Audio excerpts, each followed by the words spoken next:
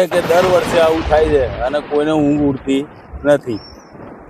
અને અહીંયા ઓએનજીસી ની લાઈન વાળાએ બહુ એવી તકલીફ આલેલી છે ને કે ત્યાં જો કોઈ માણસ ખોદવા જાય ને તોય ત્યાં આવીને એમ કે હા અને એમ કે ભાઈ તને સરિયા ગણવા પડશે ને આમ છે ને તેમ છે, નવી વાતો કરે એટલે કોઈ એનો ઉકેલ જ નહીં આવતો.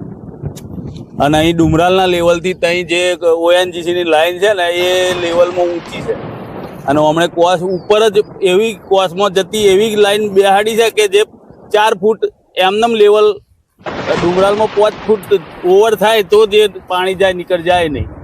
અને લાઈન વાળા કશું કરવા દેતા નહીં.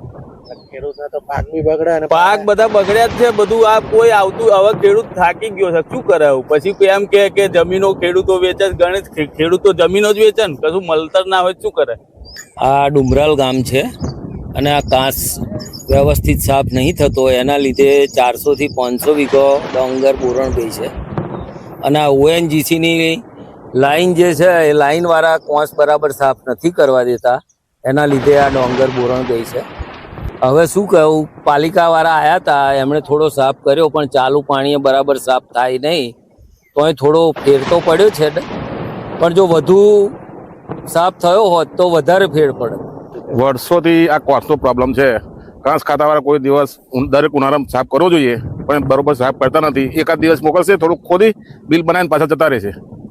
એના લીધે આ પરિસ્થિતિ આગળ ઓજીસી લાઈન વાળા તકલીફ ઊભી કરે છે. એમાં સેન્સરમાં જો કોઈ કશું પણ કરવા સેન્સર આગળ તો તરત એ લોકો આવી જાય, પોલીસ કેસની ધમકીઓ હાલે. વર્ષો વર્ષ આ પ્રોબ્લેમ છે. લગભગ 400 થી 500 વીઘો આગળ સાફ થઈ ગઈ બધાની. દરેક ખેડૂતને એક વીઘે લગભગ 10,000 રૂપિયાનો ખર્ચો થાય ડાંગર રોપવામાં.